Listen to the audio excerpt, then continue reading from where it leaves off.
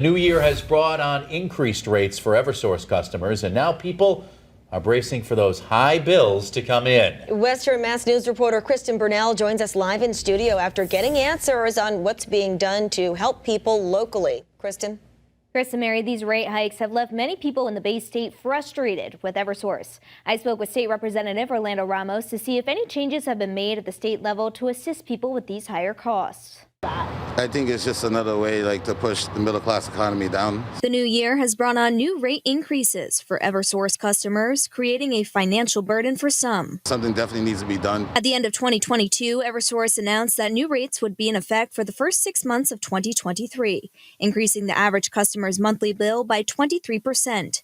In Western Mass, they say bills would rise on average of $39.09 per month. Western Mass News spoke with State Representative Orlando Ramos. He tells us at the state level they are continuing their conversations with Eversource to change this rate increase. Eversource has been taking advantage of people, particularly low-income folks. Low-income people and people on fixed income deserve affordable energy.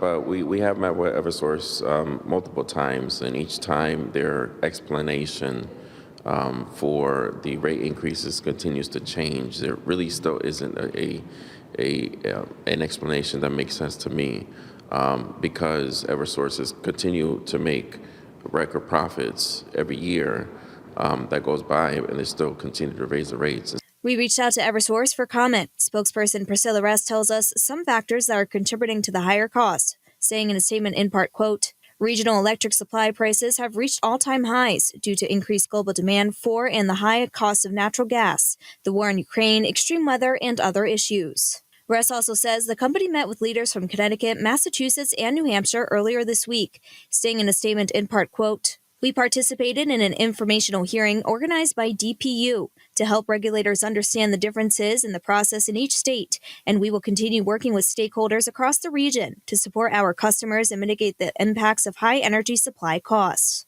Meanwhile, Representative Ramos is also encouraging people in Western Mass to take advantage of fuel assistance programs this winter.